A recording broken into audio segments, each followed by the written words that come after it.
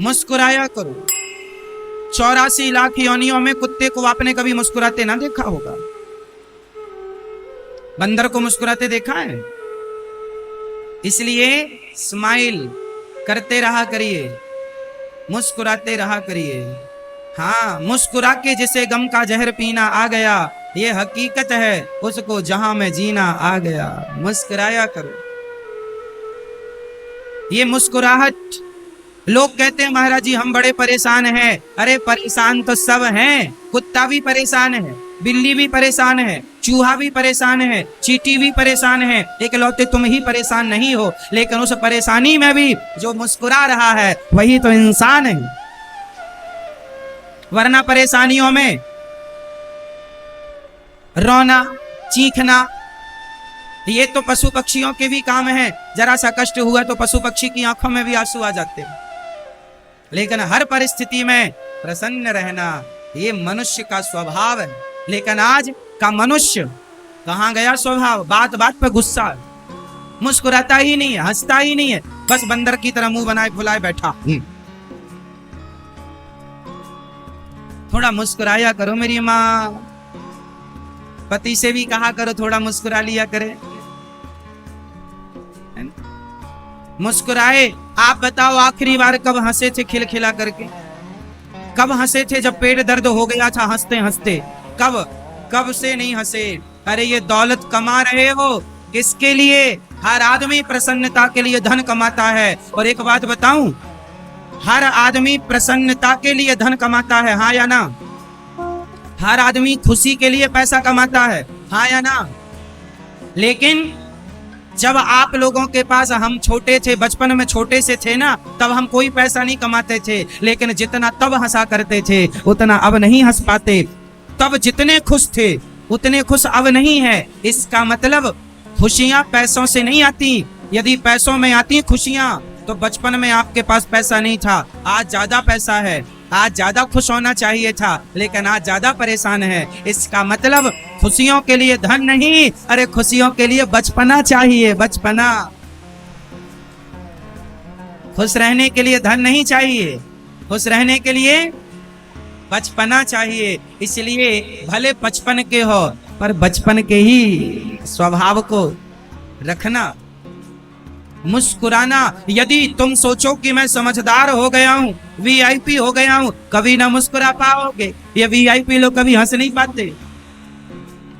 हंसता तो वो सामान्य बच्चा है जो धूल माटी में खेलता, हंसता मुस्कुराता खिलखिलाता। इसलिए हंसा करो, खिलखिलाया करो। ये हंसना, ये मुस्कुराना, ये पैसों में नहीं आता, ये तो ईश्वर ने सबको फ्री में दे रखा है। पता नहीं तुम्हारी हंसी कहाँ चली, पता नहीं तुम्हारी वो मुस्कान कहाँ चली गई, पता नहीं क्यों नहीं मुस्कुराते हो, पता नहीं किस बात का गम है, किस बात की चिंता है, किस बात की टेंशन है, किस बात की फिक्र है। अच्छा, एक सवाल आपसे, पुनः उत्तर दीजिएगा। बताइए आप लोगों के हाथ में क्या है?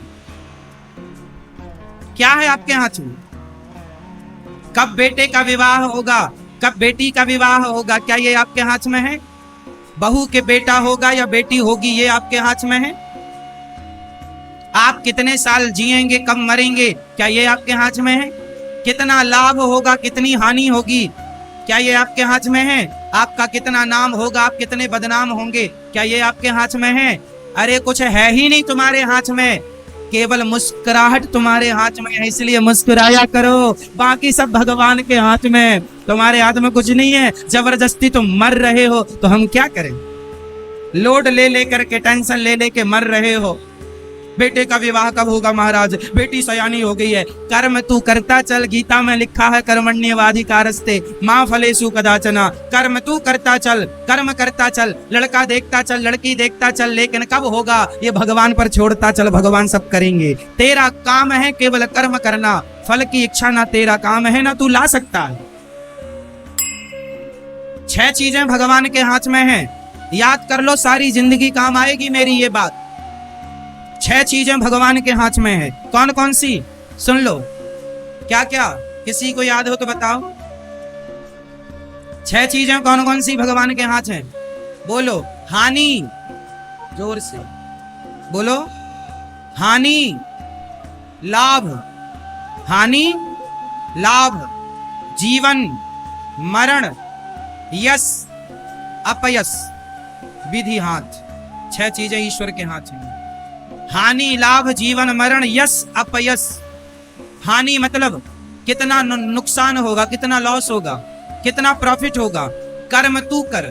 किसान खेत में बीज बो सकता है, अच्छी खाद, अच्छा पानी डाल सकता है, पर कितनी फसल आएगी ये किसान तय नहीं करेगा, ये तो भगवान तय करेगा। कर्म तू कर, पानी तू डाल, खाद तू डाल, बीज तू बो, फसल कितनी होगी वो मैं तय करूंगा, मतलब भगवान। कर्म तेरे हाथ में है, फल तेरे हाथ में नहीं है। बिजनेसमैन बिजनेस कर सकता है, तू कर्म कर सकता है, उस बिजनेस से कितना प्रॉफिट होगा, कितना लॉस होगा, ये तेरे हाथ में नहीं है। बोलो हाँ है। आप बिजनेस करिए, दुकान चालू करिए, मेहनत करिए, मेहनत तेरे हाथ में है। तू कर्म कर, पर कितना फल मिलेगा वो ईश्वर तय करेंगे, हाँ या ना। इसलिए तुम कर्म करो और जितना फल दे रहे हैं उसे प्रसन्नता से धारण करो, स्वीकार करो। वाह विधाता, तेरी मर्जी है कि मैं नमक रोटी खाऊं तो सही, तेरी मर्जी है कि 56 भोग खाऊं, वो भी मंजूर है। टेंशन किस बात की? आप लोग टेंशन करते हैं, सोचते हैं, चिंता, महाराज जी बड़ा लोड है। लोड सब तुम्हारी ऊपर रखा है क्या? तुम्हारी सिर पे है सब कुछ क्या? मैया, आपके परिवार में कितने लोग हैं? आप कितने लोगों का पेट भरती हो? आपसे उत्तर मांगूंगा मैं। आप कितने लोगों का पेट भरती हो? 4। आप कितने लोगों का पेट भरते हैं? बोल दो भैया, आप बताओ, आप कितने लोगों का पेट भरते हैं? कितने? 5। आप दादाजी? 4। आप बताओ। 5 दादाजी सफेद वाले बताएंगे। हाँ बताओ भैया, कितने लोगों का पेट भरते हैं आप? 2 लोगों का। आप भैया? आप दादाजी, आप कितने लोगों का पेट भरते हैं? उठा के हाथ बताओ। 2, 4, 5 लोगों का। अच्छा 9 लोग हैं इनके घर में। पीछे चश्मा वाले बताइए, कितने लोगों का पेट भरते हैं आप? भैया बताएंगे पीछे वाली, आप कितने लोगों का पेट भरती हो?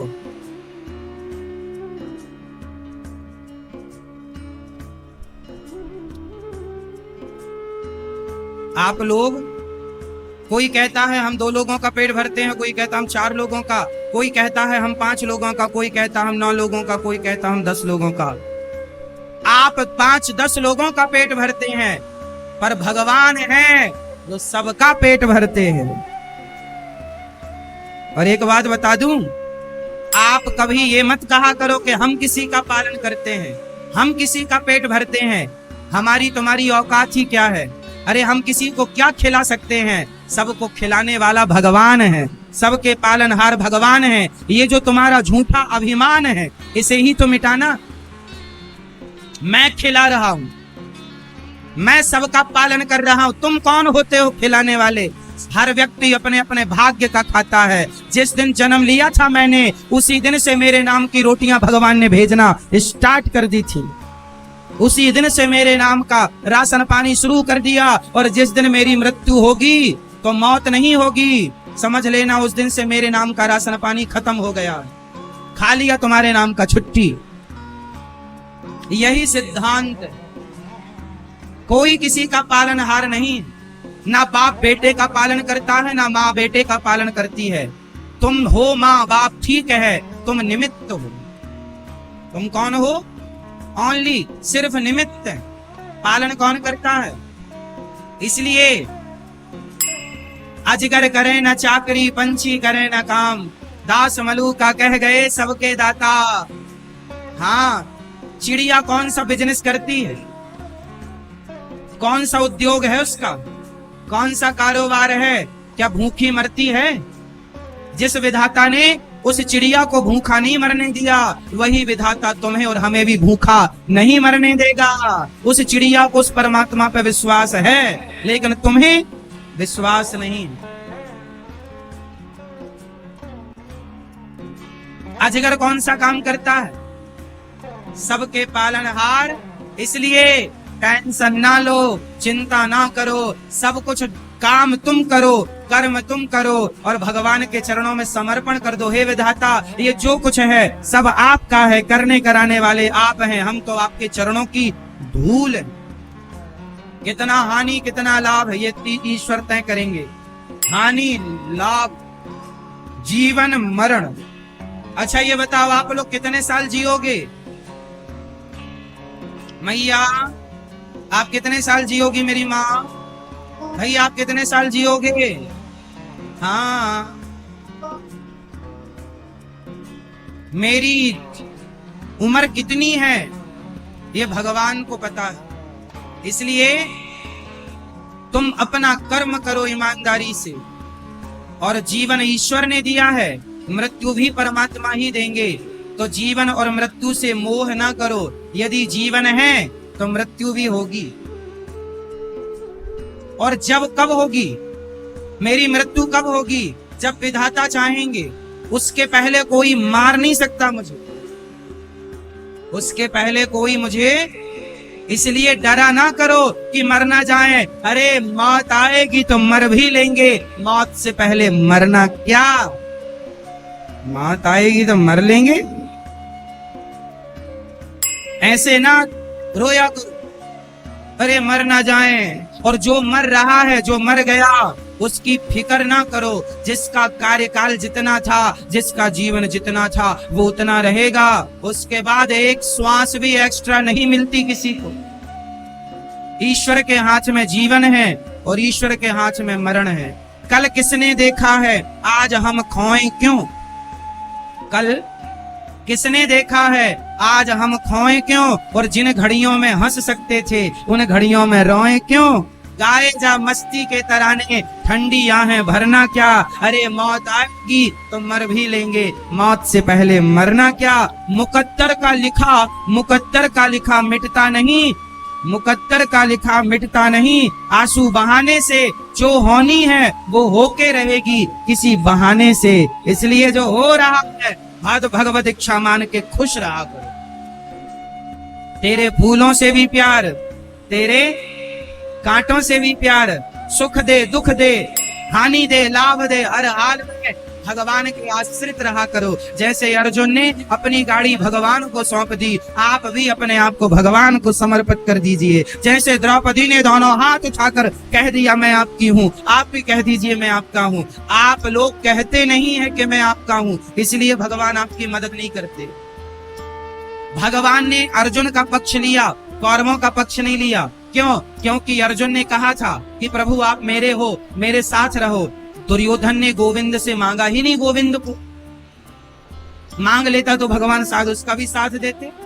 दुर्योधन के पास भी मांगने का ऑप्शन था, अर्जुन के पास भी ऑप्शन था। बताओ महाभारत के पहले अर्जुन ने भगवान से क्या मांगा? उत्तर दो। अर्जुन ने भगवान से क्या मांगा था? एक तरफ सेना थी भगवान की, नारायणी सेना, और दूसरी तरफ खुद भगवान थे। तो अर्जुन ने क्या मांगा था? जोर से, भगवान को। और दुर्योधन ने क्या मांगा था? भगवान की सेना को। तो भगवान को मांगने वाला जीतेगा, भगवान की सेना मांगने वाला नहीं जीतेगा। इसलिए भगवान को मांगो। भगवान से क्या मांगते हो? बिल्कुल स्पष्ट है चीजें। पता नहीं आदमी क्यों परेशान है, पता नहीं आदमी क्यों रो रहा है। भगवान में अर्जुन की तरह समर्पण हो जाए कि मेरी गाड़ी अब आप ही चलाएंगे। अपने आप को समर्पण कर दो द्रौपदी अर्जुन की तरह। फिर देखो कोई कष्ट आए तो बताना। आप समर्पण करते नहीं तो भगवान जिम्मेदारी लेते नहीं। भगवान उन्हीं की जिम्मेदारी लेंगे जो भगवान के चरणों में क्या करेगा? जोर से, जोर से, जोर से समर्पण। आपने समर्पण किया? नहीं। इसलिए भगवान सुनते नहीं। आप लोग भगवान से मजाक करते हैं, मजाक। आप लोग भगवान से क्या करते हैं? मजाक। आप लोग कौन सी मजाक करते हैं? सुनो, मैं आपको एक मजाक आपकी बताता हूं। आप लोग भगवान से कैसा मजाक करते हैं जरा सुनिएगा। कुछ लोग ये मजाक करते हैं भगवान से। लोग कहते हैं माते पिता तुम में शरण गहूँ मैं किसकी, स्वामी शरण पढ़ूं मैं किसकी, तुम बिन और ना दूजा आस करूं मैं किसकी।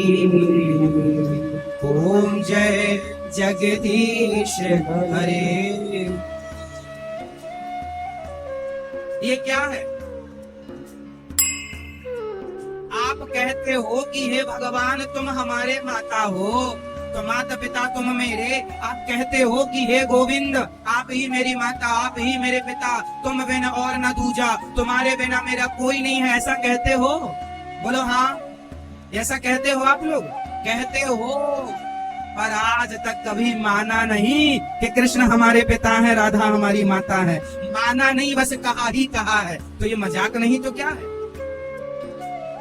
आप कहते हैं तुम बिन और न दूजा, हे विधाता तुम्हारे बिना मेरा कोई नहीं है। लेकिन आप बाद में कहते हैं महाराज ये बेटे, 2 बेटे हमारे हैं, ये परिवार हमारा है, ये घर द्वार हमारा है। अभी कह रहे थे तेरे सिवा हमारा कुछ नहीं, तो ये बेटा बेटी तेरा कहां से आ गया?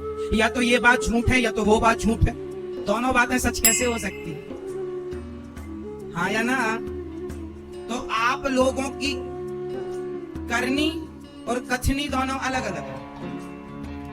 आप कहते कुछ हैं, करते कुछ हैं, कहते कुछ हैं, मानते कुछ हैं। इसलिए भगवान समझते हैं मेरा ये भक्त मजाक करने आ गया, बस मजाक करता रहता है।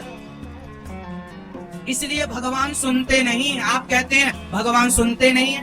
अरे भगवान कैसे सुनेंगे? तुम मजाक करना छोड़ो फिर सुनेंगे।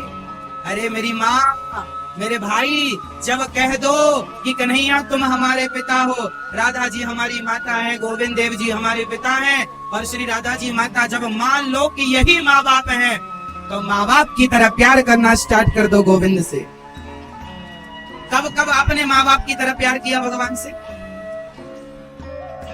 कहते सब है कि माता पिता तुम मेरे, कह देना अलग होता है मेरी माँ, मान लेना अलग है।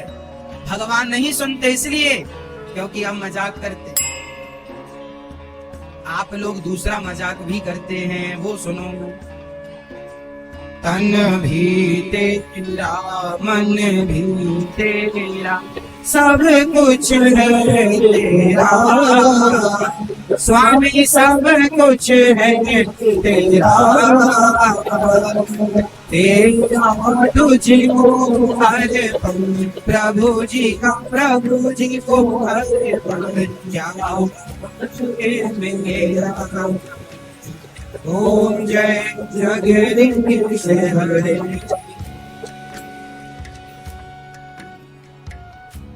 तो आप कहते हैं सब कुछ प्रभु आपका है, तो मंदिर में कहते हो हे प्रभु सब तेरा है, और मंदिर के बाहर आते ही ये सब मेरा है। दलीलें बदल गई, बयान बदल गए, भाषा बदल गई। तो बताओ मजाक हो गया कि नहीं? बोलो हाँ या ना? मैया, तो आज से आप भगवान से मजाक नहीं करेंगे। आज से अपनी माता किसे मानोगे? जोर से। आज से अपनी माता किसे मानोगे? चाहे राधा कहो, लक्ष्मी कहो या सीता कहो, तीनों का मतलब एक है। तो आज से हमारी माता राधा जी या लक्ष्मी जी या माता सीता, जो आपका भाव है वो मान लीजिए। तो आज से हमारी माता कौन? श्री राधा रानी। जोर से, हमारी माता। और हमारे पिता श्री गोविंद देव जी, भगवान श्री कृष्ण। हमारे पिता कौन? कन्हैया। और हमारी माता राधा। अब इन्हीं को अपना सच्चा माई बाप मानिएगा।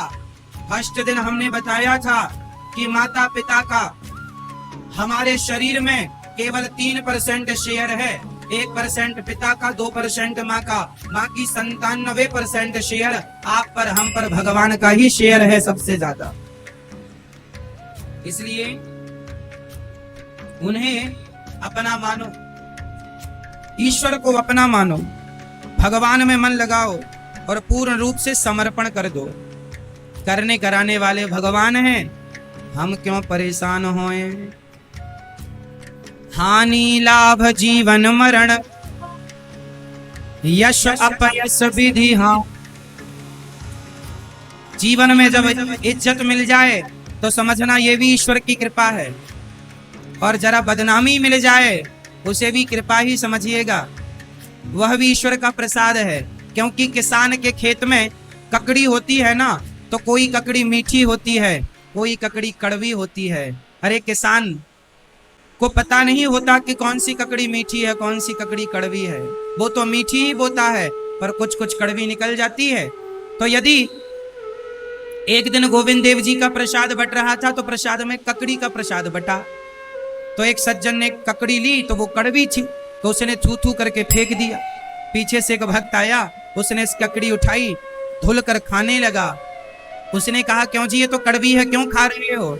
उसने कहा, ये जो मीठा मीठा रोज प्रसाद मिलता था, जब मीठा मीठा मिलता था गोविंद देव जी का प्रसाद, तब तो हम उसे फेंकते नहीं थे। यदि मीठा उसका प्रसाद था तो ये कड़वा भी उसी का प्रसाद है। रोज मीठा खा सकते हैं तो एक दिन कड़वा प्रसाद क्यों नहीं खा सकते?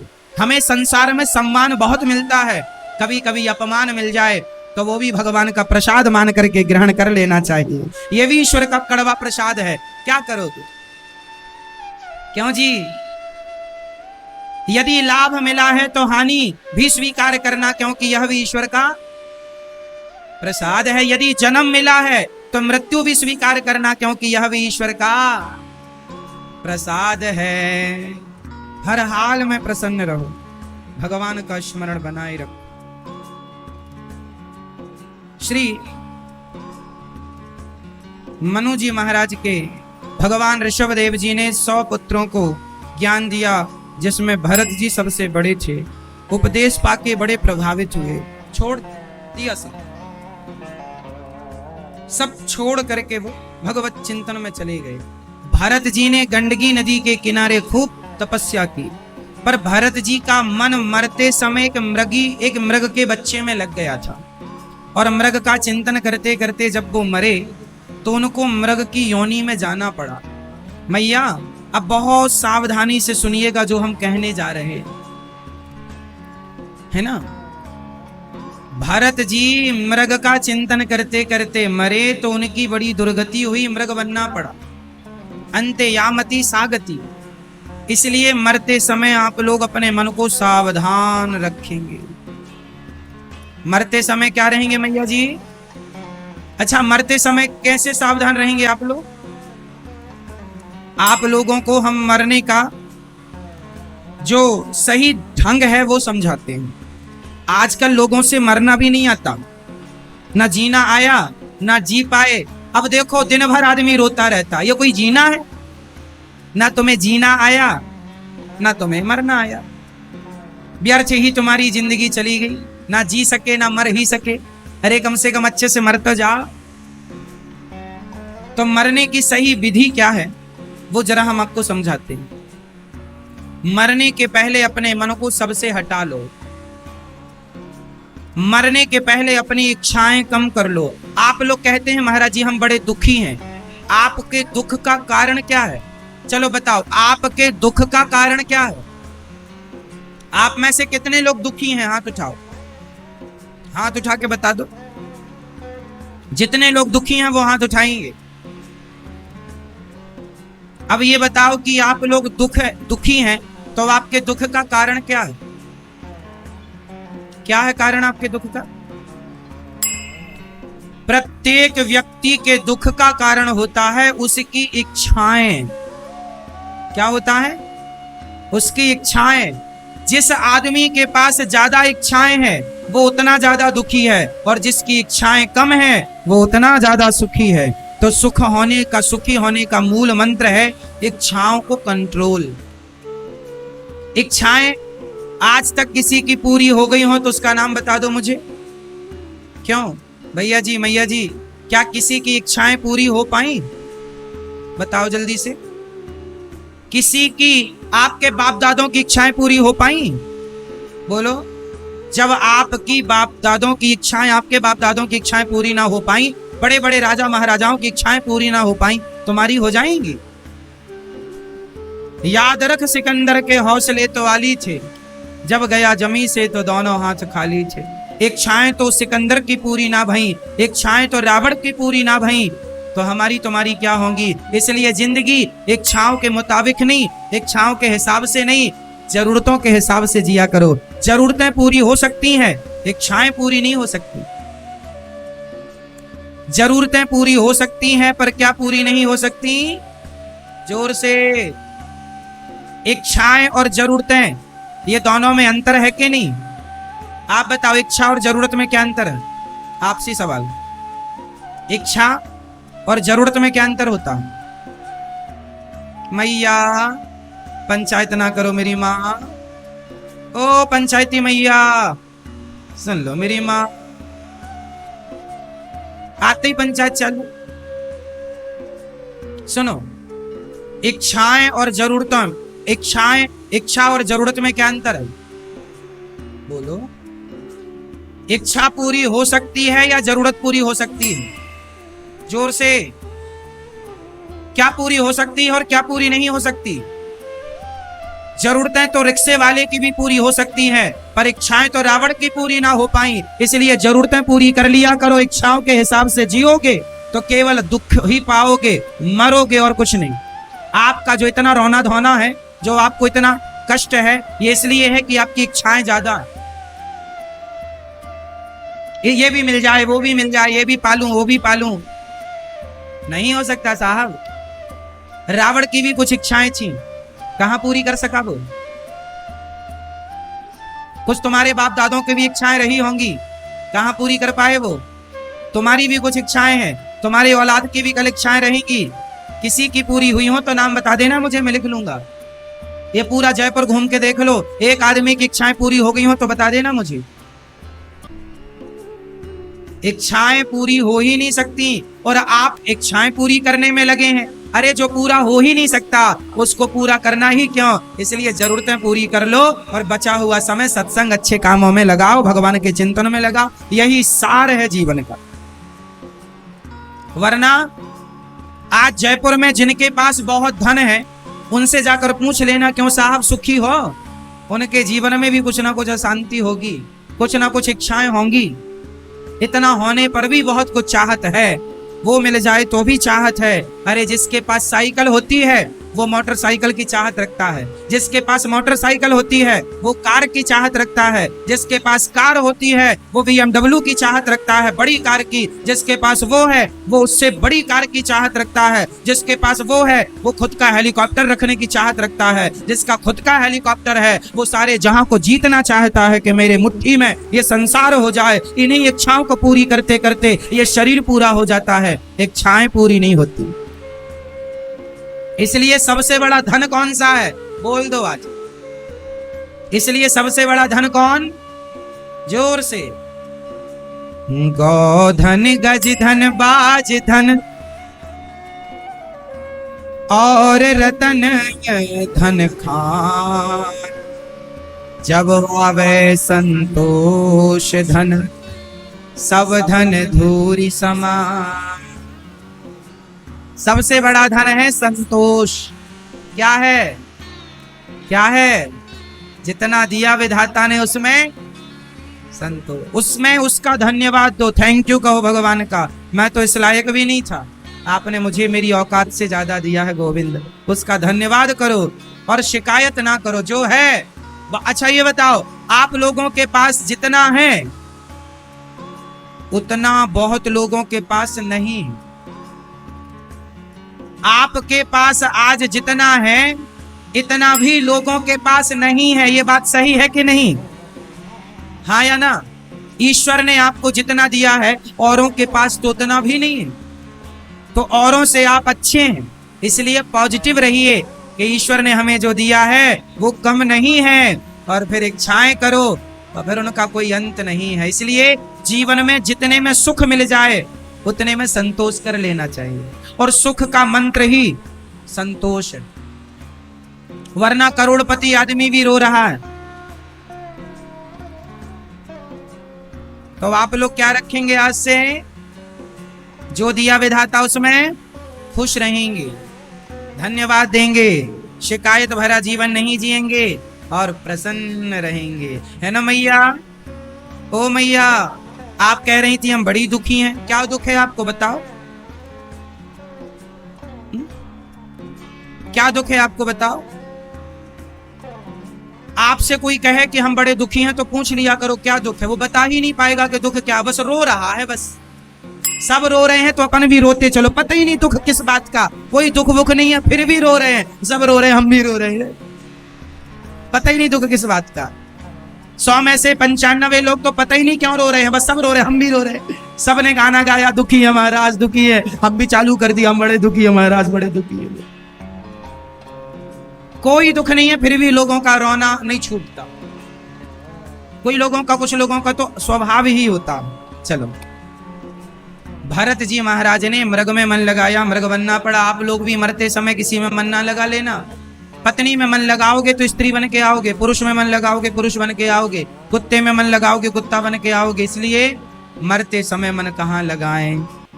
इतना तो करना स्वामी जब प्राण तन से निकले, गोविंद नाम लेकर मेरे प्राण तन से निकले,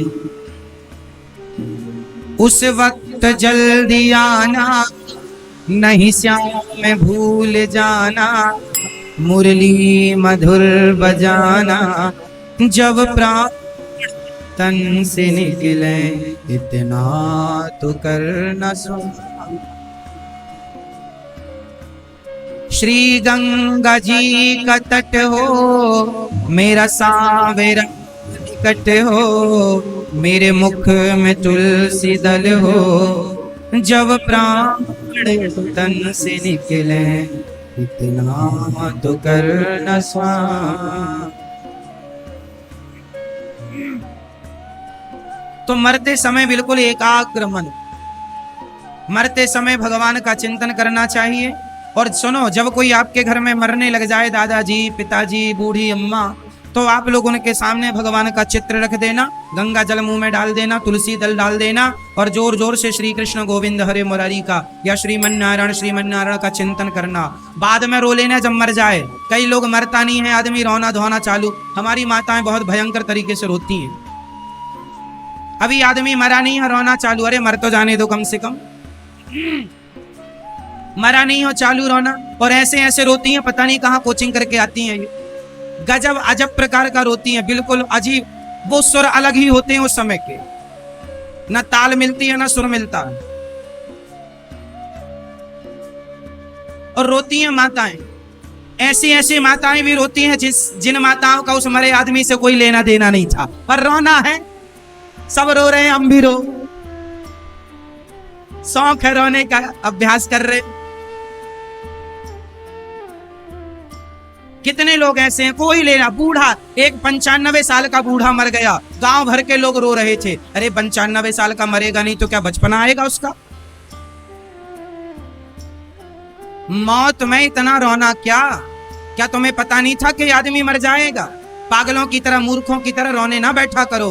रोने वाला व्यक्ति, किसी के मरे पर रोने वाला मूर्ख होता है, समझदार नहीं होता। समझदारी तो ये है, अरे जो होना था हो गया, जो जाना था चला गया। तुम्हारे रोने धोने से कोई वापस आ जाएगा?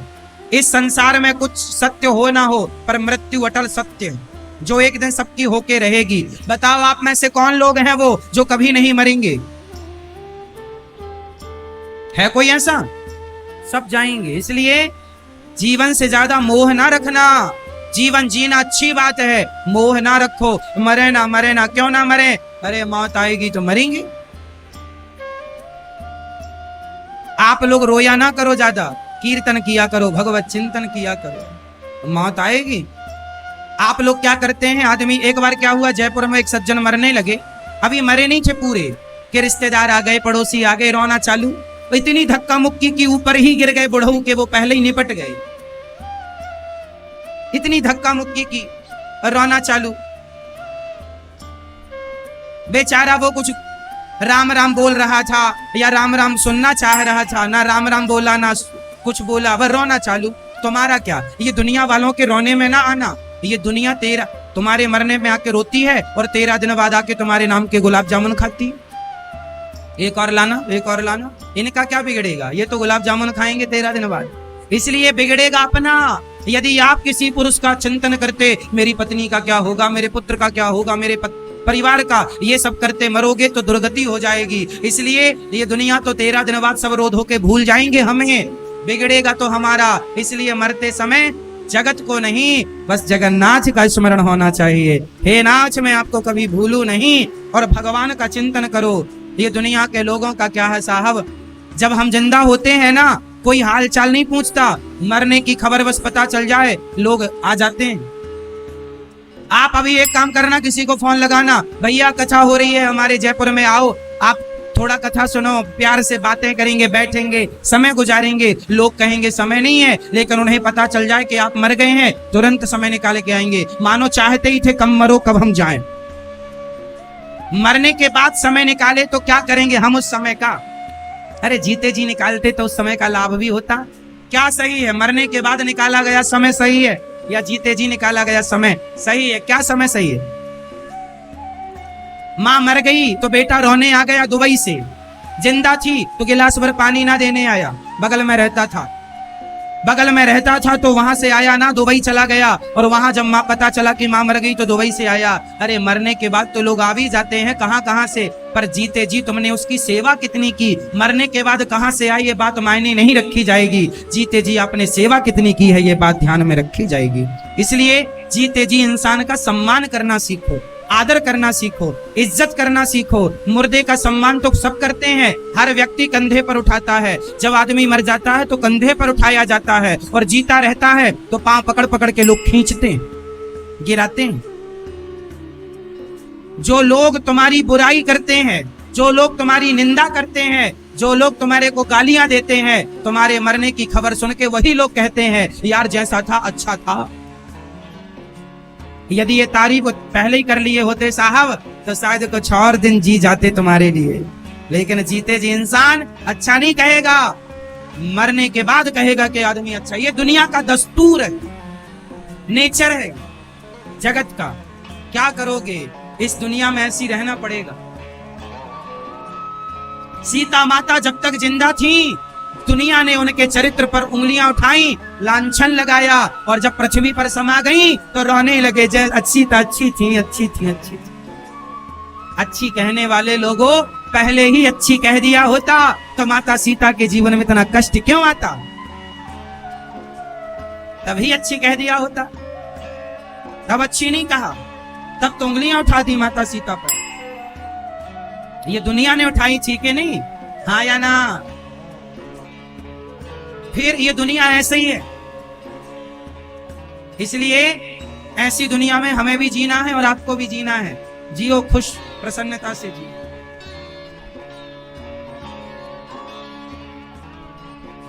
मरने के पहले सावधान, भगवत चिंतन। भरत जी ने मृग में मन लगाया, मृग बनना पड़ा। तीसरा जन्म उनका मनुष्य रूप में हुआ। अब उन्होंने मनुष्य तो बन गए, राजा रहुगण को उपदेश किया। कौन? भरत जी ने। उनके भाई उनको घर से निकाल दिए, भद्रकाली के मंदिर में गए, बलि चढ़ाने लगे लोगों ने। भद्रकाली प्रकट होकर उन दुष्टों को मारती हैं, भक्त को बचाती हैं, भरत जी को। एक दिन राजा रहुगण, सिंधु सौवीर देश का राजा रहुगण पालकी पर चढ़कर जा रहा था। उनका कहार बीमार पड़ गया, भरत जी को लगा लिया पालकी पर, भरत जी लेकर चले।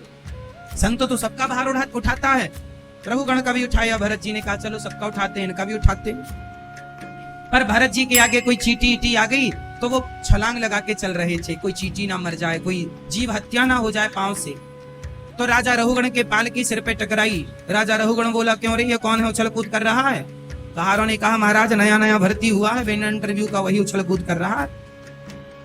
अरे समझाओ। भरत जी को समझाया, धीरे धीरे चल, अच्छे से चल, राजा खतरनाक है, मृत्यु दंड देगा। भरत जी ने फिर छलांग लगाई, चींटी सामने थी, उछल गए। राजा रहुगण के सिर में पालकी टकराई, खून आ गया, रक्त गिरने लगा। राजा बोला आज मैं इसे मृत्यु दंड दूंगा।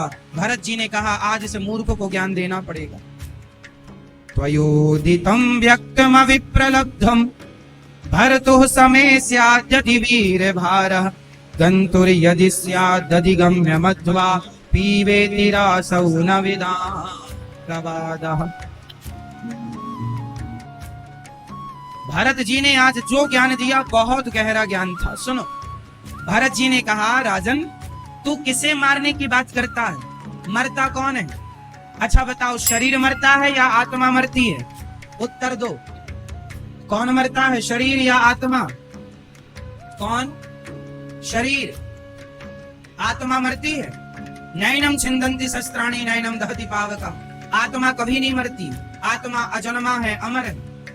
आत्मा कभी नहीं मरती। कौन मरता है? शरीर। शरीर मरता नहीं, 5 तत्वों से मिलकर बना, 5 में मिल जाता है। आपका शरीर कितनी चीजों से मिलकर बना? फटाफट बताओ। 5। वो 5 चीजें कौन कौन सी हैं? पृथ्वी, जल, वायु, अग्नि, आकाश। ये 5 चीजों से सबका शरीर तैयार है। और जब हमें चिता पर जलाया, एक हिंदू ही ऐसा है जिसका अंतिम संस्कार होता है, बाकी लोगों के तो कीड़े पड़ जाते हैं। जलाओगे नहीं तो कीड़े पड़ेंगे। इसलिए सनातन धर्म में ही केवल संस्कार की व्यवस्था है, अंतिम संस्कार जला दिया जाता है, वरना जमीन के अंदर भी गाड़ोगे तो कीड़े पड़ेंगे। इसलिए सनातन धर्म बहुत साइंटिफिक है, हर बात साइंस से जुड़ती है। मैं अभी कोरोना काल जब चल रहा था तो सरकारों को आदेश देना पड़ा था कि बॉडी को किसी भी धर्म संप्रदाय जात का हो उसे दफनाया नहीं जाएगा, क्योंकि दफनाने से हो सकता है वो बीमारी बनी रहे। इसलिए जलाने के आदेश आ गए थे सबको। बोलो हाँ या ना? हाँ या ना में जवाब दो। कोरोना काल में जब लोगों को कोरोना से मृत्यु हुई तो उस आदमी को जमीन में गाड़ने की इजाजत नहीं थी, जलाने की थी, क्योंकि जलाने से बैक्टीरिया नष्ट हो जाएंगे, गाड़ने से तो बने रहेंगे। इसलिए हमारा सनातन धर्म जो आज लोग कर रहे हैं या आगे करेंगे, वो हमारा सनातन धर्म पहले से ही फॉलो करता रहा है उस सिद्धांत को कि शुद्धि बॉडी की केवल अग्नि स्नान से होती है। इसलिए मृत आदमी को अग्नि स्नान कराया जाता है, जिसे अंतिम संस्कार कहते हैं। चलो, श्री भरत जी महाराज कहते हैं, तुम किसे मारोगे, शरीर को या आत्मा को? शरीर अलग है, आत्मा अलग है। शरीर है मोबाइल सेट की तरह, आत्मा है सिम कार्ड की तरह। जैसे आत्मा शरीर से निकल गई, सिम मोबाइल से निकल गई, मोबाइल डिब्बा, उसी तरह आत्मा निकल गई, शरीर डिब्बा है, कोई काम का नहीं, ले जाके जला दिया जाता। तो आत्मा है सिम, शरीर है मोबाइल, है दोनों एक दूसरे के पूरक। अच्छा, हमारा जो शरीर है, मैं आत्मा हूं। अच्छा, जब आदमी मरता है तो क्या क्या होता है? छोटे से सेंटेंस में थोड़ी सी बात में मैं पूरी बात समझाऊंगा कि आदमी के जन्म से मृत्यु तक का हिसाब कैसे यमराज पूरा करते हैं, हमारा लेखा जोखा कैसे मैनेज होता है, यमराज कैसे मेंटेन करते हैं हमारी फाइल, वो जरा समझिएगा। मैया सावधान। जब हम मरते हैं तो हमारे मरते ही हमारी आत्मा निकलती है और सूक्ष्म शरीर में जाकर आत्मा समा जाती है। ये सूक्ष्म शरीर क्या है? स्वर्ग और नरक कौन जाता है? हमारा शरीर तो यही जल जाता है ना। स्वर्ग नरक जाता है सूक्ष्म शरीर। कौन सा शरीर जाता है? जो शरीर, एक शरीर है आपका जिससे आप बैठे हैं, एक शरीर वो होता है जिससे आप सपना देखते हैं। जब आप सोए तो रात्रि को सपना आया, सपने में हरिद्वार गए, सपने में वृंदावन गए, तो सपने में जो आपने देखा था, तो स्वप्न देखने को भी तो हमें एक शरीर प्राप्त होता है, जिस शरीर से हम हरिद्वार जाते हैं सपने में, हाँ या ना? तो स्वप्न वाला शरीर इस शरीर से अलग होता। ये शरीर है स्थूल शरीर, स्वप्न को देखने वाले शरीर को कहते हैं सूक्ष्म शरीर। कौन सा शरीर है वो? जोर से। स्वप्न आपने देखा, वो शरीर कौन सा था? अच्छा ये बताओ, सपना देखते के समय आपके 2 शरीर होते हैं कि नहीं? एक शरीर बिस्तर पर सोया, एक शरीर सपना देख रहा है, उसमें हाथ पांव सब कुछ है आपका, तो 2 शरीर हो गए। और आपको याद भी है कि मैंने फलानी जगह का सपना देखा। तो एक शरीर बिस्तर पर सोया, ये शरीर तो चिता पे जल जाता है, बिस्तर पर सोया। और जिस शरीर से स्वप्न देखा गया, वह शरीर को ही यमदूत पकड़ कर ले जाते हैं, उसे कहते हैं सूक्ष्म शरीर। आत्मा इस शरीर से निकलकर उस शरीर में प्रवेश कर जाती है, और उस शरीर को यमदूत जब ले जाते हैं तो यमराज के यहाँ पूरा हिसाब किताब होता है। चलो अपनी फाइल निकालो, जन्म से मृत्यु तक तुमने कितना पुण्य किया, कितना पाप किया। यमराज वहां पर हिसाब किताब करते हैं, पुण्य पुण्य अलग करते हैं, पाप पाप अलग करते हैं। तो जब आपका हिसाब अलग अलग हुआ तो बताओ, आप लोग बताओ कि आपका जब हिसाब अलग अलग होगा तो आपका पुण्य ज्यादा होगा या पाप? आपका बताओ क्या होगा ज्यादा, पुण्य या पाप? जोर से। आपका ज्यादा क्या होगा? पाप की पुण्य?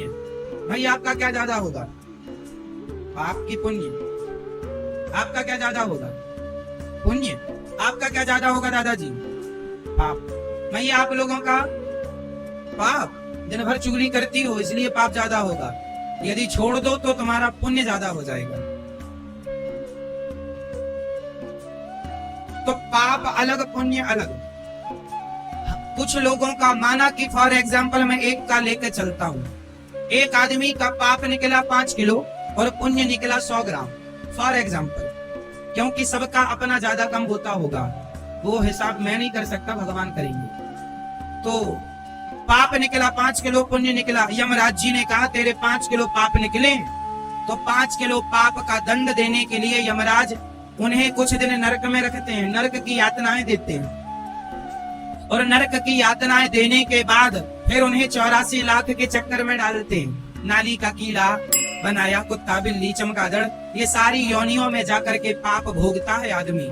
और जब 5 किलो पाप भोग के चला गया तब यमराज जी ने कहा अब तुम्हारा 100 ग्राम पुण्य बचा है, उस 100 ग्राम पुण्य के बल पर तुम्हें फिर से मनुष्य का शरीर दिया जाता है, जाओ अब अच्छे पुण्य करके आना ताकि तुम्हारा मोक्ष हो जाए, सदगति हो जाए और ये जन्म मृत्यु छूट जाए, वरना कितने जन्मों से इसी में फंसे हुए हैं हम सब। तो ये जो मानव का तन मिला है ये पाप करने के लिए नहीं मिला, ओनली पुण्य। लेकिन आदमी पुण्य कम करता है, पाप ज्यादा करता है, और यही पापों का दंड तुम्हें भोगना पड़ता है। को ना काहू को सुख दुख कर दाता, निज कृत कर्म भोग सब भ्राता। अच्छा ये बताओ आपके जीवन में जितना आपको कष्ट मिलता है, दुख मिलता है, उसका जिम्मेदार कौन है? आपके दुख का जिम्मेदार कौन है? जोर से। मैया, ओ मेरी माँ, पीछे वाली मैया सुन रही हो ना मेरी माँ? हमें तो बस सिर ही सिर दिखाई पड़ रहे हैं, पूरा पीछे भरा पड़ा है भक्तों से ये पूरा खचाखच पांडाल, है ना? आप लोग आए इतनी संख्या में, इसके लिए बहुत बहुत धन्यवाद। इतना प्यार इतना स्नेह दिया आपने। जयपुर का ये प्यार देखिए कि जहां तक पांडाल लगा है वहां तक पूरा आप सभी भक्तों से भरा हुआ। तो ये आपका स्नेह है, आपका प्यार।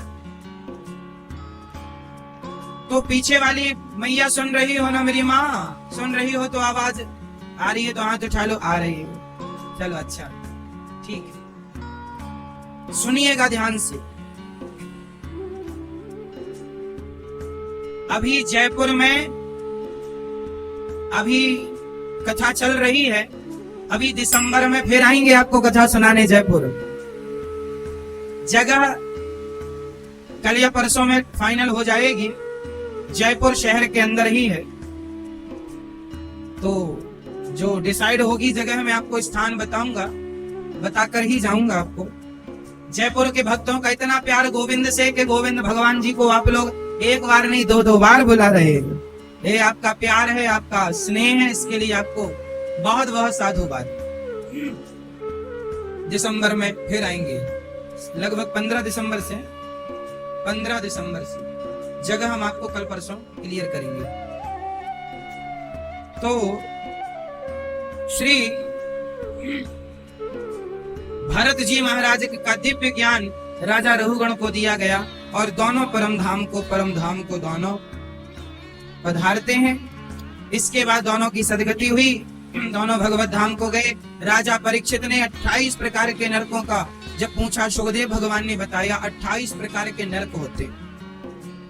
उन नरकों में जाने से बचना हो तो एक ही उपाय है, भगवान के नाम का आश्रय लिया जाए। अच्छा बताओ, गृहस्थ में रहकर हम कैसे भक्ति करें कि भगवान भी खुश रहें और परिवार की जिम्मेदारियां भी पूरी हो जाए। आज मैं आपको ऐसी सरल बात बताऊंगा जिससे आपकी भक्ति भी होती रहेगी और भगवान भी मिल जाएंगे। देखो, भाव बदलने की बातें होती हैं। क्या बदलना है अपने को? ओनली भाव। सुनो, जैसे बिजनेस आप करो, व्यापार करो, काम करो, दुकान चलाओ, जो करते हो करो, पर आप करते समय ये ना सोचो कि ये मेरा है। यदि आप ये सोच के करें कि ये सब कुछ भगवान का है, तो आपका दुकान चलाना भी भक्ति है, क्योंकि आप ये मान रहे हैं कि ये भगवान की है और मैं भगवान के लिए कर रहा हूँ। अच्छा सुनो, आप में से कितने लोगों ने सत्यनारायण भगवान की कथा सुनी है? सुनिए, नहीं सुनी तो सुनिएगा। सत्यनारायण भगवान की कथा में एक छोटा सा सब्जेक्ट है, वो सुनाता हूँ आपको याद आ जाएगा। एक लकड़हारा था, वो लकड़ी का गट्ठा जंगल से काट करके आया, तो एक पंडित जी सत्यनारायण भगवान की कथा सुन करके वो प्रसाद लेकर बाहर निकले और लकड़हारे को प्रसाद दिया। बहुत ध्यान से सुनिएगा। लकड़हारे ने प्रसाद ग्रहण किया और पंडित जी से पूछा कि पंडित जी ये किस चीज का प्रसाद था? तो पंडित जी ने कहा आज हमारे घर पर सत्यनारायण भगवान की कथा हुई है। तो लकड़हारे ने कहा क्या ये कथा हम भी करा सकते हैं? तो पंडित जी ने कहा बिल्कुल करा सकते हैं। तो लकड़हारे ने लकड़ी अपने सिर पे रखी और आज मन में विचार बनाया कि आज लकड़ियां बेचने से जो पैसा आएगा मैं उससे सत्यनारायण भगवान की कथा सुनूंगा। ये सुना है ना आप लोगों ने? तो वहां पर लिखा है कि आज उसे लकड़ियों के दुगने दाम प्राप्त हुए। आज उसे लकड़ियों के कितने दाम मिले? रोज 5 रुपए मिलते थे तो आज 10 रुपए मिले। क्यों? क्योंकि आज उसका उद्देश्य बदल गया। पहला उद्देश्य हुआ करता था कि जो पैसा मिलेगा परिवार की सेवा करूंगा, आज उद्देश्य बदल गया, जो पैसा मिलेगा भगवान की सेवा करूंगा। तो भगवान ने तुरंत प्रॉफिट डबल कर दिया। समझो, जो काम आप अपने लिए करते हैं वही काम यदि आप भगवान के मानकर करें कि ये भगवान का है, तो भगवान उसके जिम्मेदार होते हैं और भगवान डबल प्रॉफिट दिलाते हैं, भगवान ही गाड़ी संभालते हैं। इसलिए जो भी किया करो इस भाव से किया करो कि हम भगवान के लिए कर रहे हैं, हमारा कुछ नहीं। ये दुकान, ये परिवार हमारा नहीं है, सब गोविंद देव जी का है, सब ठाकुर जी का है, भगवान जी का। हम तो केवल जिम्मेदारी पूरी कर रहे हैं। एक कोई सेठ जी थे, उन्होंने एक फैक्ट्री डाली, बिल्कुल सत्य घटना आपसे कह रहा हूं। उन्होंने एक फैक्ट्री डाली, पर दुर्भाग्य से वो फैक्ट्री चली नहीं। कर्जा लेकर डाली थी, कार्यकर्ताओं को भी पैसा देने का, महीना देने का उनके पास पैसा नहीं था। वो सेठ जी अपने गुरुजी के पास गए, गुरुजी मैं बर्बाद हो गया, मैं आत्महत्या करना चाहता हूँ। क्यों? मैंने एक फैक्ट्री डाली थी पर पूरा लॉस हो गया, नुकसान हो गया, चली ही नहीं, सिर पे कर्जा और चढ़ गया, अब कोई रास्ता नहीं है, अब हम आत्महत्या करने जा रहे हैं गुरुजी। गुरुजी ने कहा बेटा आत्महत्या मत कर, मरना किसी समस्या का समाधान नहीं है। एक काम कर कि तू फैक्ट्री ये बता, ये फैक्ट्री किसकी थी, किसकी है? बोला गुरुजी मेरी है। गुरुजी बोले इसलिए नहीं चल रही है क्योंकि तू मालिक है। आज से इस फैक्ट्री का मालिक भगवान को बना दे, एक रजिस्टर वहां रख भगवान के चरणों में, और तू भगवान का नौकर बन के हाजिरी लगा कि हे विधाता ये फैक्ट्री आपकी है, मैं तेरा नौकर हूँ, और सारे वर्कर गोविंद के नौकर बन जाओ, उसको मालिक बनाओ गोविंद को, और फिर चला। एक प्रैक्टिकल ये करके देख, फिर मरने का तो फिर सोचना भी मत। उसने कहा गुरुजी ठीक है। दूसरे दिन से एक रजिस्टर उसने लिया, ठाकुर जी के चरणों में फैक्ट्री में उसने छोटा सा मंदिर बनाया, वहां गोविंद देव जी को बिठाया और भगवान की कृपा से उसने काम शुरू किया। मालिक किसे बनाया? हे गोविंद देव जी, हे श्याम सुंदर, मालिक आप हैं और मालिक ने राधा रानी है, मैं आपका नौकर हूँ। माँ ये चलाना ना चलाना मर्जी आपकी है। जो रजिस्टर पर साइन किया, वर्करों से कराया, हाजिरी लगाओ भगवान को, चलो काम पर लगो। साहब ऑर्डर मिलना अपने आप स्टार्ट हो गए, काम चल पड़ा। एक फैक्ट्री थी पहले, वो सबकी आज 15 फैक्ट्रियां और हो गई, सारी भगवान के नाम से चलाता। अपने आप को कभी मालिक नहीं समझता।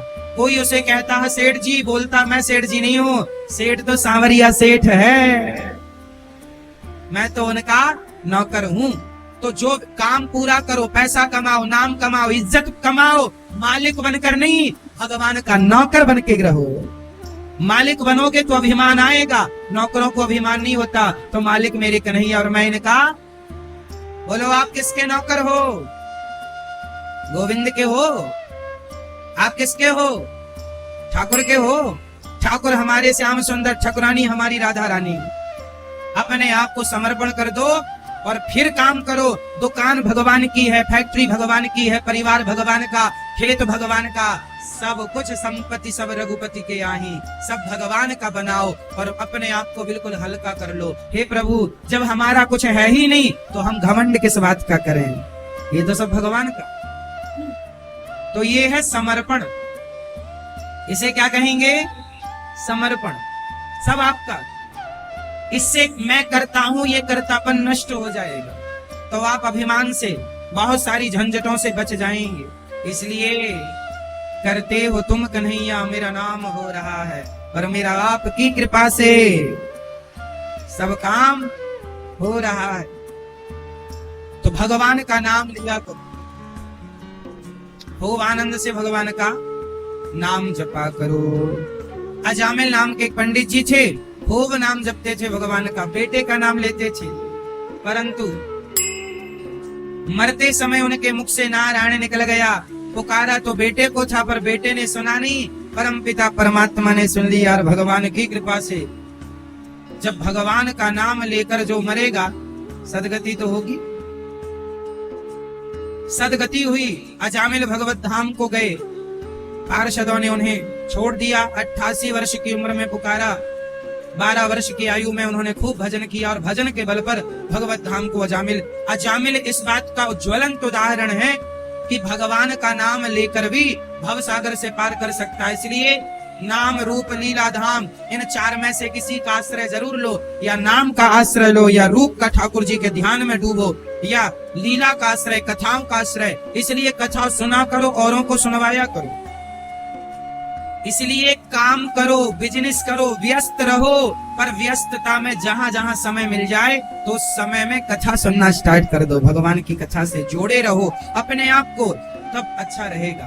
कल की कथा अपने नौजवान बच्चों को सुनवाना। कल की कथा में मैंने युवाओं के लिए, यूथ के लिए जो कहा है, उनके लिए संजीवनी बूटी बन जाएगी वो बातें। कल की कथा जो YouTube पर पड़ी होगी, फर्स्ट में ही सुन लेना, आप लोग जरूर सुनिएगा।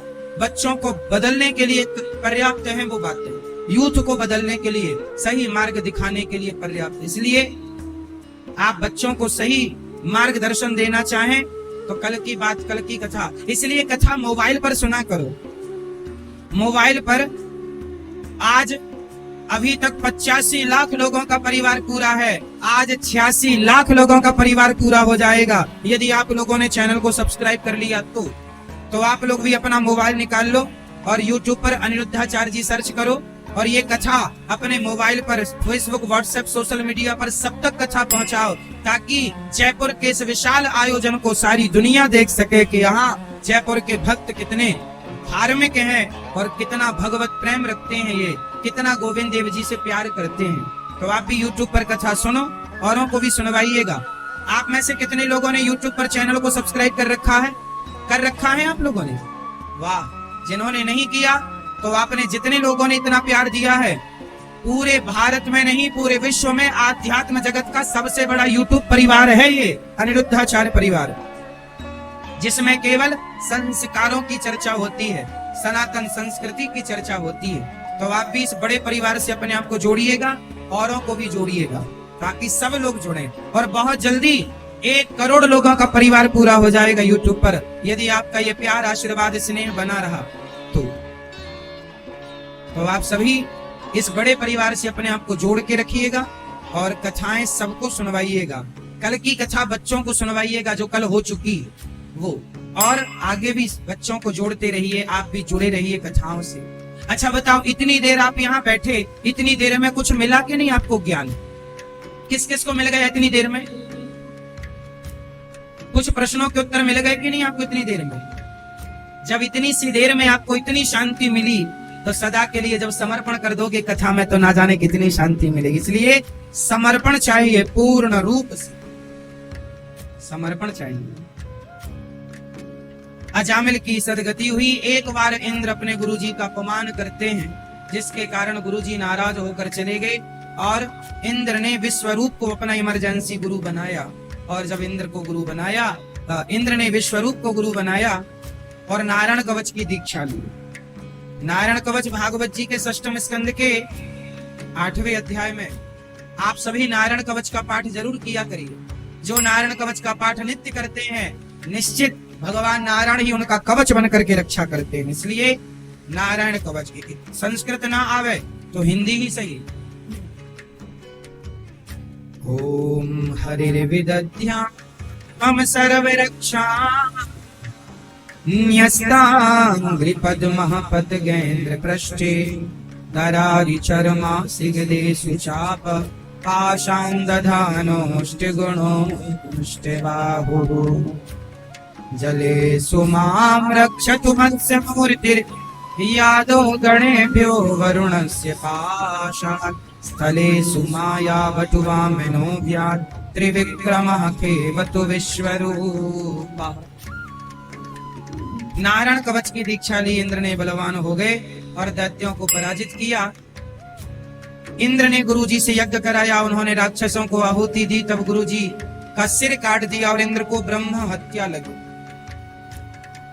इंद्र को जब ब्रह्म हत्या लगी तब विश्वरूप के पिता त्वष्टा ऋषि ने यज्ञ किया, वृत्तासुर को प्रकट किया, और जब वृत्तासुर इंद्र से युद्ध करने आए, इंद्र की ब्रह्म हत्या उन्होंने 4 चीजों में बांट दी। 4 लोगों में दधीची ऋषि का हड्डियों का वज्र बनाया, और वृत्तासुर से जब युद्ध हुआ तो वृत्तासुर ने कहा, अहम हरे तव पादैकमूला दासानुदासो भवितास्मि भूया।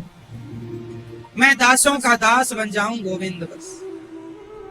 राजा परीक्षित ने शुभदेव भगवान से कहा, प्रभु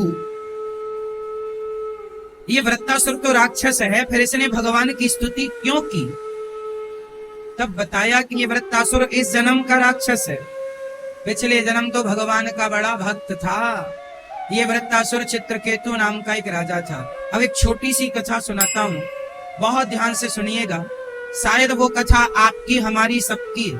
सुनिए, बहुत कुछ इस कथा से सुलझ जाएगा, बहुत सारे प्रश्न खत्म हो जाएंगे इस कथा से। सुनिएगा, एक राजा था, नाम था चित्रकेतु। पत्नियां उसकी बहुत सारी थी। पत्नियां बहुत होने पर भी उसे कोई संतान सुख नहीं था। एक दिन त्वष्टा ऋषि, एक दिन संत जी से कहा, महर्षि अंगिरा ऋषि से कहा कि आप हमें पुत्र दीजिए। संत ने कृपा करके एक फल दिया, पत्नी ने खाया। पत्नी कुछ दिनों बाद गर्भवती हुई। समय आने पर एक सुंदर सा पुत्र हुआ। राजा ने लड्डू घर घर बंटवाए, खूब उत्सव मनाया, और राजा उस बच्चे का खूब उत्सव कर रहे थे।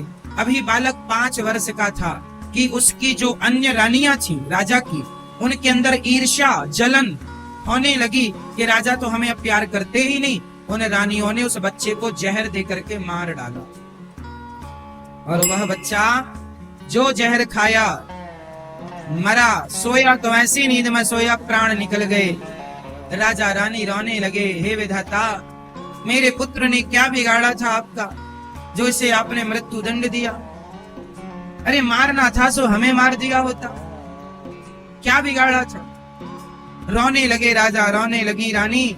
तब नारद जी आ गए, और नारद जी ने रोते राजा को समझाया, राजन मत रोइए, जो मर गया सो मर गया।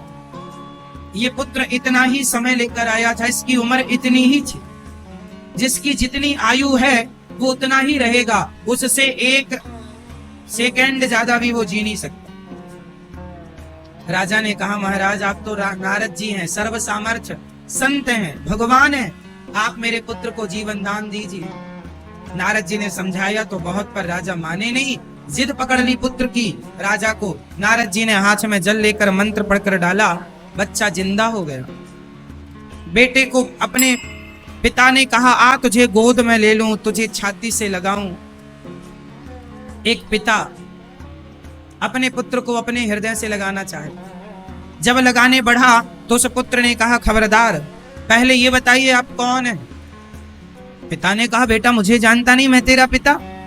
उस पुत्र ने कहा, पिताजी कितनी बार मेरा जन्म हो गया है संसार में, कितनी बार आपका जन्म हो गया है, कोई किसी का बाप नहीं है, कोई किसी का बेटा नहीं है। आप जितने लोग यहाँ बैठे हैं ना मैया भैया, आपका करोड़ों बार जन्म हो चुका है यहाँ। करोड़ों बार आप किसी के बेटा, किसी की बेटी, किसी के पिता, किसी के पुत्र बन चुके हैं। किस जन्म का रिश्ता रखेंगे? आपको पिछले 10 जन्मों की याद आ जाए तो 10 जन्मों में तो 10 माँ बाप हो जाएंगे। किस किस को अपना कहोगे? ये भी हमारे थे, ये भी हमारे, कौन कौन अपने? इसलिए ये संसार है, यहां आना जाना लगा रहता है। यहां के लोगों को अपना ना समझिएगा। उस बच्चे ने कहा, पिताजी मेरा कोई हिसाब बाकी था, वो चुकाने आया हूं। कौन सा हिसाब बेटा? पिछले जन्म में मैं भिखारी था, आपके घर गेहूं काटा, आपके घर आया तो आपने मुझे गेहूं काटा दिया। मैंने थोड़े से, आपने गाय का सूखा गोबर ओपले कंडे दिए, मैंने रात्रि थी आग लगा दी, कंडों में चींटियां थी जल के मर गई। उसी आग पर मैंने 5 रोटियां बनाई, 5 रोटियां भोग लगा के खाई। आपकी 5 रोटियां खाई थी पिछले जन्म में, तो 5 वर्ष तक आपका बेटा बनकर 5 रोटियों का मैंने हिसाब चुकाया है। मैंने इन चींटियों को जला दिया था पिछले जन्म में। इन चींटियां, यही चींटियां आपकी पत्नी बनकर आई हैं और आज उन्होंने जहर देकर मुझे मार दिया। वो तो भोग लगाया गोविंद को, तो एक जन्म में ही सबका हिसाब चुक गया, वरना ना जाने कितनी बार जन्म लेके सबका अलग अलग हिसाब किताब चुकाना पड़ता। समझिएगा, इस संसार में जो आपकी पत्नी है, जो आपका पति है, वह पिछले जन्म का हिसाब चुकाने के लिए ही मिला है। आपका आपके पति से पिछले जन्म का कोई हिसाब बाकी था, सो इस जन्म में वो हिसाब आप लोग चुका रहे, और चुक गया तो छुट्टी, पत्नी अपने रास्ते, पति अपने रास्ते। इसलिए कोई किसी की पत्नी नहीं है और कोई किसी का पति नहीं है, यहां तो सब अपना हिसाब चुका रहे हैं सब लोग, हाँ या ना? दादाजी का हिसाब चुक गया, दादाजी की छुट्टी। एक जा रहा है, दादाजी चले गए तभी बहू के बेटा हो गया, पोता आ रहा, एक जा रहा है, एक, यही विधि का विधान है।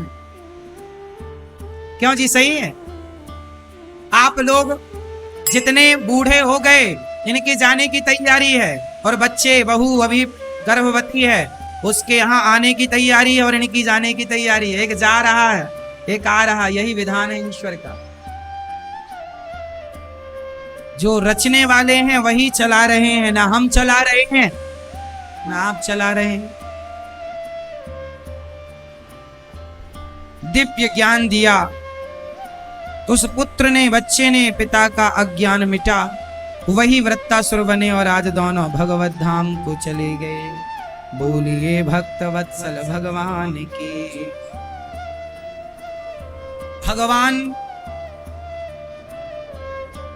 भगवान के एक परम भक्त हुए हैं, नाम है प्रहलाद। प्रहलाद जी बहुत छोटी सी उम्र में भगवान का चिंतन करते थे। प्रहलाद जी छोटी सी आयु है और भगवान का खूब चिंतन करते हैं, खूब नाम जपते हैं। आप में से कितने लोग प्रहलाद जी को जानते हैं? आप नहीं जानते? भैया से पूछ लो, आप जानते प्रहलाद जी को? क्यों, यहीं जयपुर रहते हैं क्या?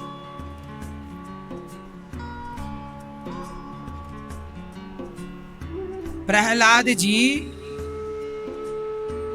के पिता का नाम क्या था? प्रहलाद जी के पिता का नाम?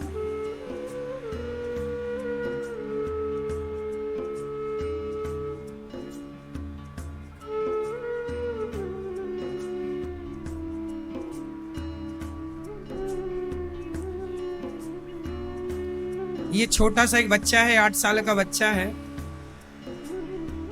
यदि ये बच्चा, आसपास कोई बच्चा आपको दिखे तो तुरंत यहाँ भेज दो, उनके माँ बाप यहाँ इंतजार कर रहे हैं। आसपास क्या नाम है बच्चे का? मनीष,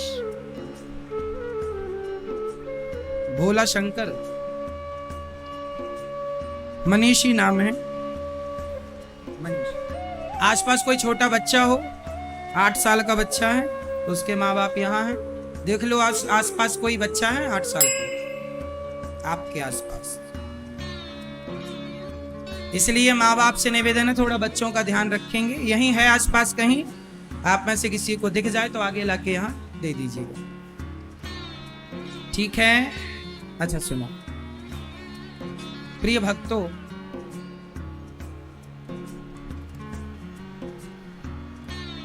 श्री प्रहलाद जी के पिता का नाम है हिरण्यकशिपु। जो ये पिता है ना, ऐसे पिता किसी को ना मिले।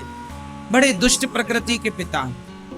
प्रहलाद पर बड़ा अत्याचार करते हैं, प्रहलाद को बड़ा मारते हैं, हाथी के पांव के नीचे दबाते हैं। प्रहलाद जी छोटी सी उम्र में ही भगवान का जो चिंतन करते, पिताजी को लगा कि मेरा बेटा भगवान का चिंतन ज्यादा कर रहा है, यदि कहीं ये भगवान को ना प्रकट कर दे, इसलिए हिरण्यकश्यपु प्रहलाद को मारने के कोई मौके नहीं छोड़ता। एक बार तो हिरण्यकश्यपु की बहन आ गई, नाम था हिरण्यकश्यपु की बहन का क्या नाम था?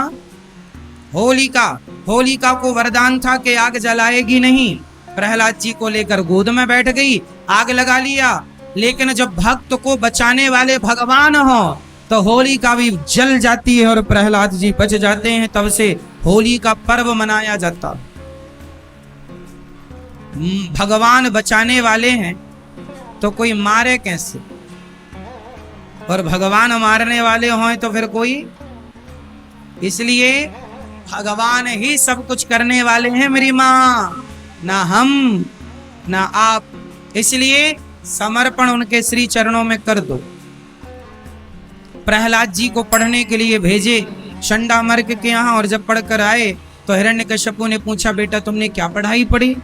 तब प्रहलाद जी ने कहा, प्रहलाद जी बहुत छोटे से थे और अपने पिता को बड़ा ज्ञान दे रहे, श्रवणम कीर्तनम विष्णु। अच्छा मैं ये बताओ, भक्ति कितने प्रकार की होती है? प्रहलाद जी आज अपने पिता को भक्ति का उपदेश कर रहे हैं। भक्ति कितने प्रकार की? जोर से, कितने प्रकार की? 9 प्रकार की। नवधा भक्ति 9 प्रकार की। भक्ति कितने प्रकार की होती है? 9 प्रकार की। कौन कौन सी? सुनिएगा। ये ज्ञान प्रहलाद जी अपने पिता, जब उनके पिता बहुत तंग करने लगे तो प्रहलाद जी को पढ़ने भेज दिया गुरुकुल। पढ़कर आए तो उनको लगा कि बदल गया होगा मेरा बेटा, तो पूछा, इंटरव्यू लिया, क्या पढ़ के आए हो, सुनाओ। तब प्रहलाद जी ने कहा, पिताजी श्रवणम, ज्यादा से ज्यादा भगवान की कथा श्रवण करना पहली भक्ति है। कथा श्रवण करना कौन सी भक्ति है? जोर से, पहली। कथा सुनना पहली भक्ति है, श्रवणम। कीर्तनम, कथा सुनना पहली भक्ति है और भगवान का कीर्तन करना। ये बताओ जयपुर में प्रभात फेरी निकलती है कि नहीं? बोल दो, प्रभात फेरी निकलती है कि नहीं? अच्छा ये बताओ, जितने बूढ़े रहते हैं जयपुर में, वो बूढ़े लोग ध्यान से सुने, बूढ़े पुरुष और बूढ़ी स्त्रियां। देखो आप लोगों को तो अब सरकार भी रिटायर कर चुकी है। अब आप लोगों को तो बुढ़ापे में नींद भी कम आती है। इसलिए सवेरे 5 बजे, 5:30 बजे या 6 बजे उठो और उठकर सारे मोहल्ले गली के बूढ़े इकट्ठे हो जाओ, झांझ मजीरा ढोलक लो और पूरे नगर में, अपनी सोसाइटी, अपनी कॉलोनी, पूरी कॉलोनी में प्रभात फेरी निकाला करो, श्री कृष्ण गोविंद हरे मुरारी का कीर्तन करते हुए। यही बुढ़ापे की सार्थकता है। जब आप चलेंगे तो बच्चे भी आएंगे। अब तुम बुढ़ापे में भी नींद आती नहीं, फिर भी खटिया तोड़ने में लगे हो। अरे बुढ़ापे में 4 बजे 5 बजे जाग जाओ। इसलिए भगवान की तरफ से बुढ़ापे में नींद कम आती है कि ज्यादा से ज्यादा भजन करो, लेकिन आप नींद की गोलियां खा खा के सो रहे हैं। आप है कि जागने का नाम ही नहीं ले रहे हैं। हम तो कहते हैं जिस नगर में, जिस गांव में, जिस स्थान पर नित्य प्रभात फेरियां निकला करती हैं, उस प्रभात फेरी भजन के प्रभाव से वहां कोई नेगेटिविटी, नकारात्मकता प्रवेश नहीं करती। वो पूरा नगर समृद्धवान होता है भक्ति के प्रभाव से। इसलिए आपको प्रभात फेरी निकालनी चाहिए। आज मुझे लगता है कि जो सनातन धर्म है ना, उस सनातन धर्म के सबसे बड़े दुश्मन कौन है? चलो आज मैं आपसे सवाल कर लूं, बताओ सनातन धर्म का सबसे बड़ा दुश्मन कौन? उत्तर दो मेरे भाई, मेरी माँ, मेरे नौजवान दोस्तों, उत्तर दो। बताइए सनातन धर्म का सबसे बड़ा दुश्मन कौन है? जोर से, कौन कौन कौन? आप बताओ। सनातन धर्म का, हिंदुओं का सबसे बड़ा दुश्मन कौन? सनातन धर्म का सबसे बड़ा दुश्मन कौन? जोर से, क्या कह रहे हो आप? कौन? सनातन धर्म का सबसे बड़ा दुश्मन, हिंदुओं के सबसे बड़े दुश्मन यदि कोई है तो हम खुद हैं, हम स्वयं हैं। कैसे? हम अपने ही धर्म के दुश्मन इसलिए हैं क्योंकि हम अपने धर्म का पालन ही नहीं करते। जब हम ही पालन नहीं करते तो दुश्मन हम ही हुए। कोई पाकिस्तानी तो आएंगे नहीं हिंदू धर्म का पालन करने, प्रभात फेरियां निकालने कोई पाकिस्तानी तो आएंगे नहीं। आप ही निकाल सकते हैं, आप नहीं निकालते। बताओ, आप में से कितने माता पिता ऐसे हैं जो अपने बच्चों को गीता और रामायण पढ़ाते हैं? कितने लोग पढ़ाते हैं गीता रामायण बच्चों को? हाथ उठा लो। इतने कम लोग हैं, बाकी लोग केवल पोयम पढ़ा रहे हैं। अरे सनातन धर्म के आप सबसे बड़े दुश्मन इसलिए हैं क्योंकि बच्चों को गुड मॉर्निंग गुड आफ्टरनून तो याद है, पोयम तो याद है, पर रामचरितमानस की एक भी चौपाई याद नहीं है, गीता का एक भी श्लोक याद नहीं है। मिलने पर हाय हेलो तो करते हो, पर जय श्रीमन्नारायण सीताराम राधे राधे जय श्री कृष्णा नहीं करते, तो आप दुश्मन हो या नहीं? अपने धर्म के आप दुश्मन ही हो तो दुश्मन नहीं तो क्या हो? इसलिए हमारी जिम्मेदारी है कि हम अपने बच्चों को गीता पढ़ाएं, रामचरितमानस पढ़ाएं। सरकारों के भरोसे, स्कूलों के भरोसे वो तो गा से गधा पढ़ाते हैं, गा से गणेश आपको ही पढ़ाना पड़ेगा। वो तो माँ से मछली पढ़ाते हैं, माँ से मंदिर आपको ही पढ़ाना पड़ेगा। बना लो संस्कार बच्चों के, वरना रोने तैयार रहिएगा। आज हिंदुओं की हालत देखिए। आप में से कितने लोग ऐसे हैं? अच्छा ये बताओ, आप लोगों ने ये जो पैंट शर्ट पहन रखा है और हमने ये जो धोती कुर्ता पहन रखा है, धोती बगलबंदी, तो बताओ कि हमने जो पहना है ये भारतीय पहनावा है या आपने जो पहना है वो भारतीय पहनावा? जोर से, क्या भारतीय पहनावा क्या है? ये देखो, ये राजस्थान के हमारे बुजुर्ग दादाजी, ये देखो धोती पहने हैं। कौन है ये? ये शुद्ध भारतीय हैं जो इस उम्र में भी अपनी भारतीयता को नहीं छोड़ते। अरे हम ये नहीं कहते पैंट शर्ट पहना करो, हम ये नहीं कहते पैंट शर्ट मत पहनो, अरे पहनो, पर हफ्ते में एक दिन कम से कम संडे के संडे आप और अपने बच्चों को धोती कुर्ता पहनाया करो, क्योंकि ये भारतीयता है। ये परंपराएं मर रही हैं, गला घोंट दिया है आप लोगों ने इन परंपराओं का। धोती कुर्ता की परंपराओं का गला घुट चुका है। अब देखिए, लोगों को गुटखा खाने में, सिगरेट पीने में, शराब पीने में शर्म नहीं आती, पर माथे पर तिलक लगाते हो शर्म आती है। आज कितने हिंदू हैं जो तिलक लगाते हैं? शर्म आती है। क्यों शर्म आती है? मुसलमान को कभी टोपी लगाने में शर्म नहीं आती, बच्चे से बूढ़े तक वो टोपी लगाते हैं, लेकिन हिंदुओं को तिलक लगाने में शर्म आती है। ये तुम्हारा दुर्भाग्य नहीं तो क्या है? तुम दुश्मन नहीं तो कौन हो? अपनी संस्कृति का पालन करने में तुम्हें शर्म आती है। एक हिंदू ही ऐसा है जिसे अपनी संस्कृति को फॉलो करने में लाज आती है, वरना मुसलमानों को शर्म नहीं आती, वरना क्रिश्चियन लोग क्रॉस लगाए घूमते हैं, उन्हें शर्म नहीं आती, लेकिन हिंदुओं को तिलक लगाना। अरे तिलक साइंटिफिक कारण है तिलक का। तिलक क्यों लगाया जाता है? मेरे माथे पर तिलक लगा है, तिलक का अर्थ ये होता है कि ये जो दो खड़े पुंड हैं, जैसे ऊर्ध्व पुंड कहते हैं, ये भगवान श्रीमन्नारायण के दोनों चरण हैं, बीच में जो लाल है वह माता लक्ष्मी है, और ये नीचे चरणों को रखने की आसन है। तिलक इसलिए लगाता है भक्त इस भाव से कि मेरे माथे पर भगवान श्रीमन्नारायण के चरण हैं, इस भाव से तिलक लगाता है। तिलक लगाने का ये भाव है।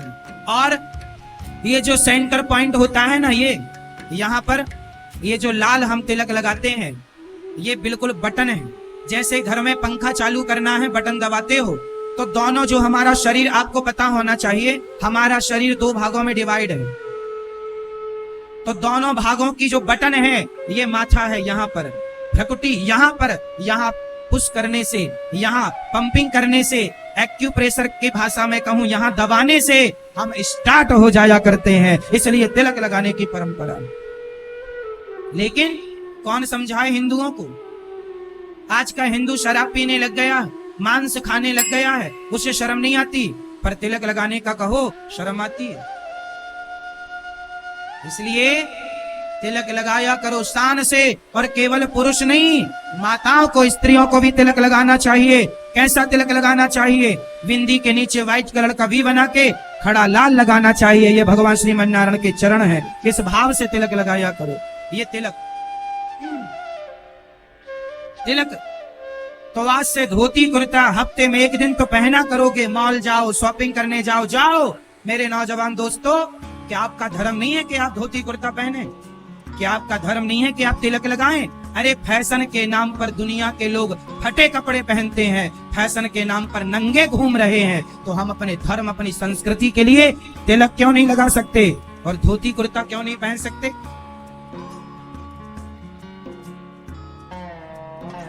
अपनी संस्कृति, अपने धर्म के लिए जिया करो।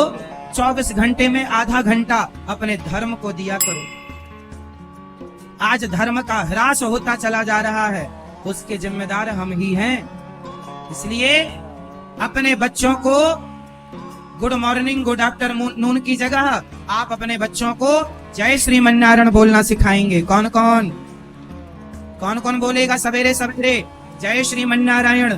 बोलो जोर से, जय श्रीमन्नारायण, जय श्री कृष्णा, राधे राधे, जय श्री सीताराम।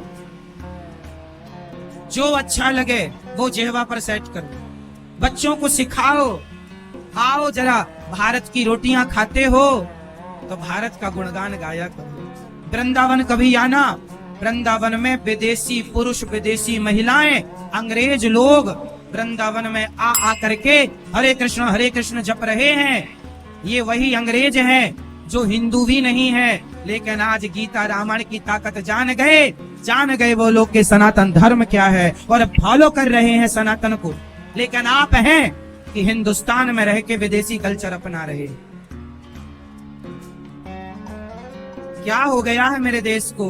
क्या हो गया है? किसकी नजर लग गई है पता नहीं। मेरी संस्कृति ऐसी है कि दुनिया आपकी संस्कृति देखने आती है।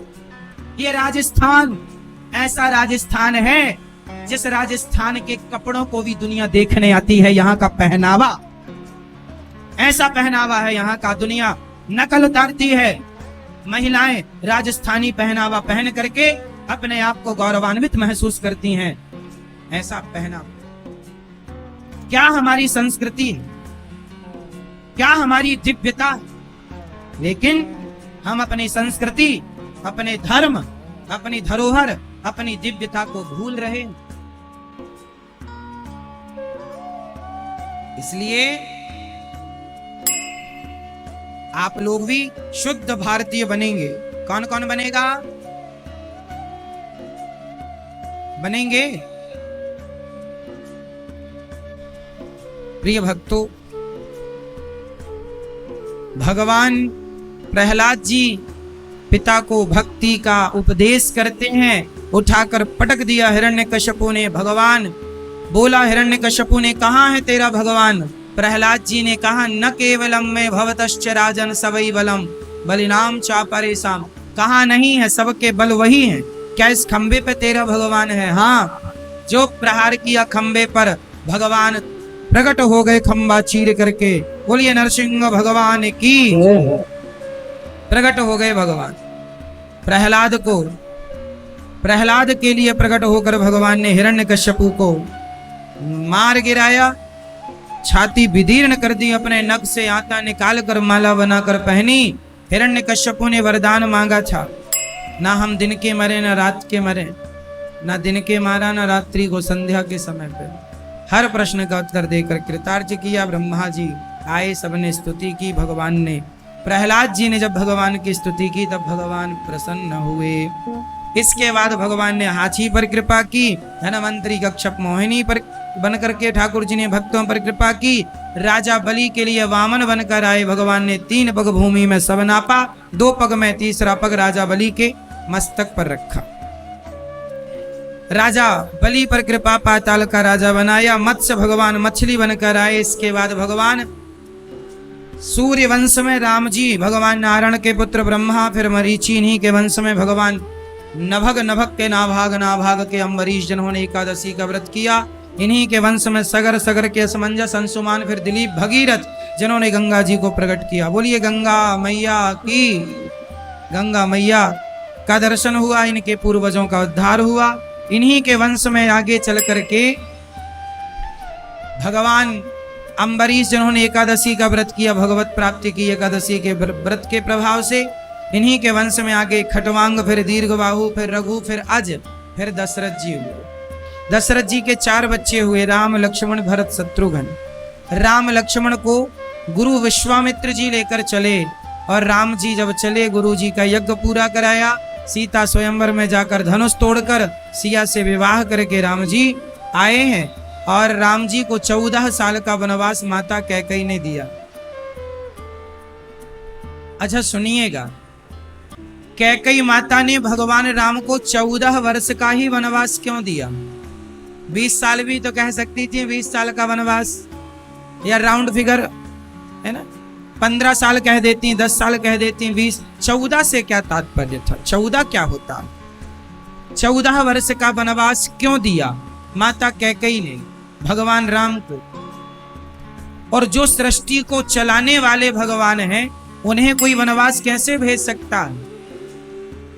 तो आपको बता दूं, जब राम जी छोटे से थे तो एक बार राम जी ने माता कैकेयी के नेत्र बंद कर लिए।